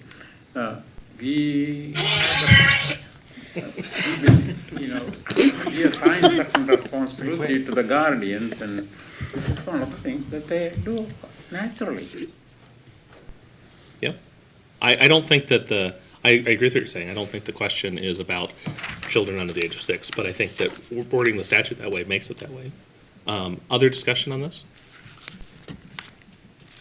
So the way that this works with a formal motion, it's been moved and seconded. There's a period of discussion, and then once we're done with discussion, then we go to the vote and restating it. So any other discussion before we close for voting? Okay, so all those in favor of amending 8.5.12 to how it was just previously read, please say aye and raise your hand. Aye. Aye. All those opposed, raise your hand and say nay. Okay, it's unanimous. All right. So, on to page 31. Path designated use paths. And let's see, did I miss anything? 8.5.9. Okay, still getting there. Question from Vicky, do we need to add roller skating, rollerblading, or skateboarding to, so the city manager or designee may designate and sign exclusive paths for bikes, pedestrians, and skiing. So do we need to add anything about any other wheeled, pedestrian-driven wheelie shoes? I think unless designated, all of those uses are allowed. So we have certain places where it's just bikes, it's just peds, or there's ski trails that we don't want like fat tire bikes on them because it'll ruin the grooming. So if those aren't marked, then all of those wheels are allowed. So, if the city said this is a pedestrian trail only, then only people walking, no one on a roller blades or roller skating or bike could do that. Right. Okay. Does that resolve your question, Vicky? I think so. Okay. I have to see the signs. All right. And now we jump down to 8.5.16, and there was a question about regarding the comment to not prohibit leaflets and pamphlets. When do leaflets and pamphlets become litter? And the answer is after leaving them unattended and not disposing of them, it would be littering. And then a question, I'm sorry, I'm jumping ahead. So the Supreme Court was upheld. Sorry. It's just some commentary from Cole. Okay. Yeah. Yeah, I can explain that. So, I eliminated some language in B, because when you're in a public park, this is the traditional public forum where speech rights are the most protected, where it's hardest to regulate, because that's kind of, there's an expectation that that's where the marketplace of ideas is taking place. That's where you have people, discussing stuff, having protected conversations under the First Amendment. So if you are going to regulate, they need to be reasonable time, place, and manner restrictions. There is some case law that I was able to find that if the city limits where the posters are allowed to be hung up, that's a reasonable time, place, and manner restriction, which is why I add that sentence in A at the very end, except for areas designated for such posting, and then eliminating the prohibition on distributing leaflets, pamphlets, other written and printed material, because that's just a very traditional form of speech that you typically see protected under the First Amendment. Does that mean that there has to be at least some area designated for posting? Depends. It wasn't clear from the case that I was reading whether or not there has to be. There was maybe some indication that there wouldn't have to be, but I tend to think that because it's a public park, you probably do want to have some area where it's permissible. And does the park, is there actual policy that the city has? Chair, members of the task force, we don't have a park person here, so that would be helpful, but we could certainly do a little more research here, but I think we're fine with the restriction, except for in areas where designated for such posting. Okay. Again, there's a difference between someone having the ability to leaflet and pamphlet and provide information to people versus using city property to spread that information. Sure. That, to me, that's a reasonable time, place, and manner restriction. Okay. I think if the city could come back to us, I'd like to know where those designated areas are for posting. 8517 designated areas. No person shall play games which interfere with the appropriate use of the amphitheater. And then, et cetera, et cetera, et cetera. And Shelley asked, what about including parking lots? So you can loiter and play all your games in the parking lots instead, I guess. Pretty much. But you can't. Do you think that we should add parking lots to that list? Perhaps. As you look at, some of the things that teenagers do, I don't think it would be inappropriate to add parks to that list. Parks or parking lots? Parking lots, sorry. Okay. Well, do we have to be more specific? Because the way that I read this section, or read this paragraph, it's referring to city-owned public areas, whereas a lot of parking lots, correct me if I'm wrong, are privately owned. So are we regulating privately owned parking lots or publicly owned parking lots? In the context of this, we're regulating public parking lots specifically, I believe. That's correct. Yeah, chapter 8 is just parks, so parks, parking lots. Okay, so adding parking lots to that list, what do people think about that? I don't have a problem with that. Okay.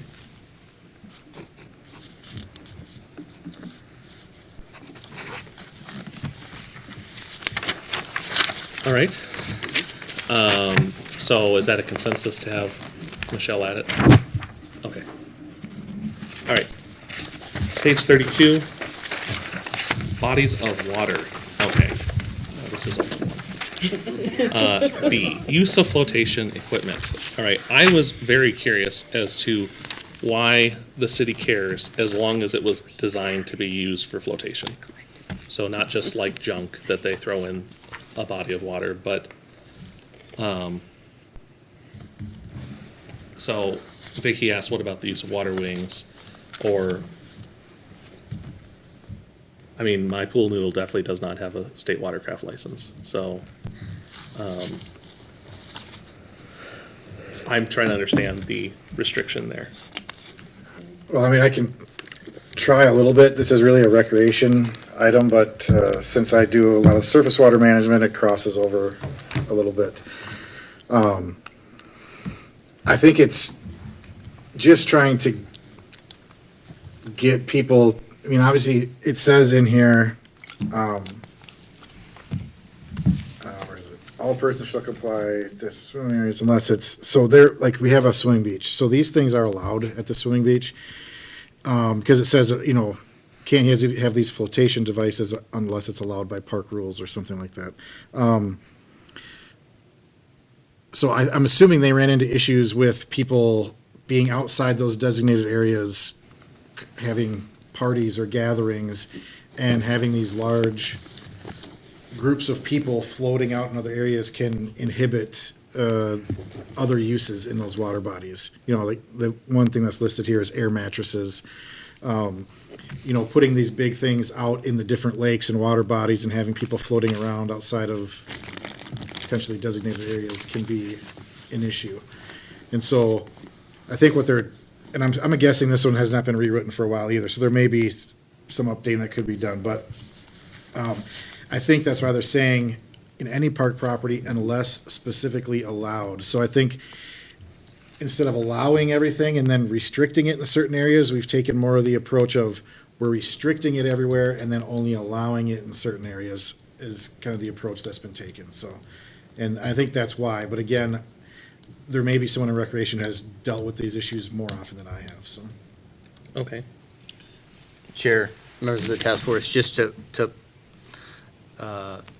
follow up on that, the issue, you know, the question about flotation devices, you know, assuming that it's allowed by a park rule, it's allowed, right? So I assume we have park rules that say, hey, you can use flotation devices, you can use noodles, you know. So just to be clear that those would be allowed as long as they're permitted under our park rules. Okay. I would like to see what those are, because I do think that there's a great number of things designed for floating that are appropriate to float on and that are fine and personally don't cause any problems as long as you're not littering or, I don't know, beating people with a pool noodle, but that's assault, not the pool noodle's fault. So we're talking about like Crystal Lake Beach or something like that. Is that like where they would have a separate list of things? It's in any water that has not been designated for. Oh, actually, I take that back because I thought it was about Within anything. a park. Within a park Yeah, within a park. that's not designated.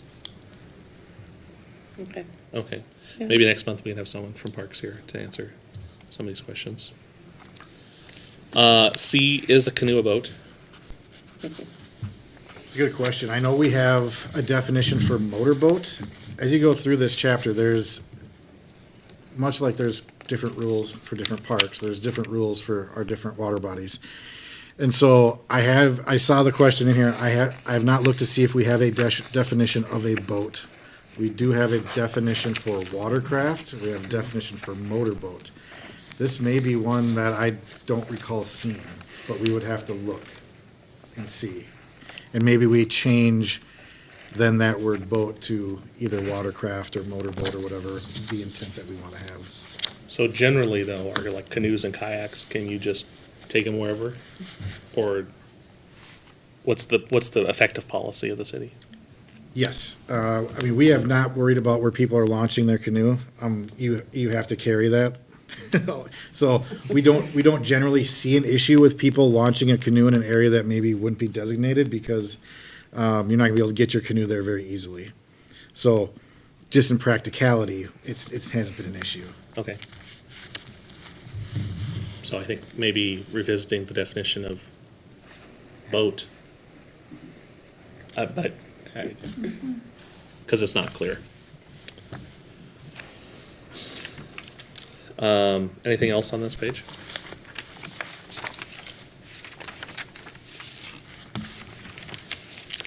Okay, So let's finish up this chapter, which is just the next little piece.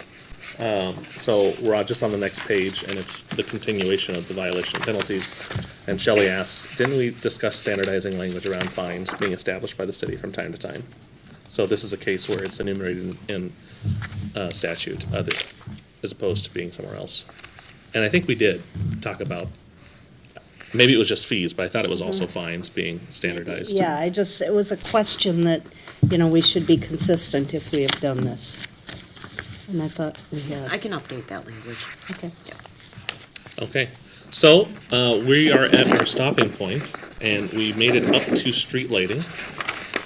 And then there's a whole bunch of stuff that's deleted, some more additions later. So we'll stop there, and next month, we hope to see a member of the Parks Department here to review a couple things with them.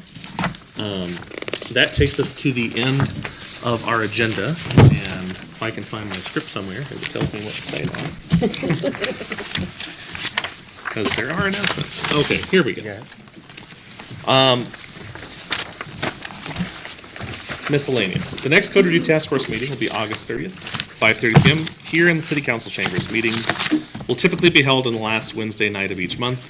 Our homework is to review Title IX traffic regulations. The red line version is included in tonight's packet. Comments are due by August 16th.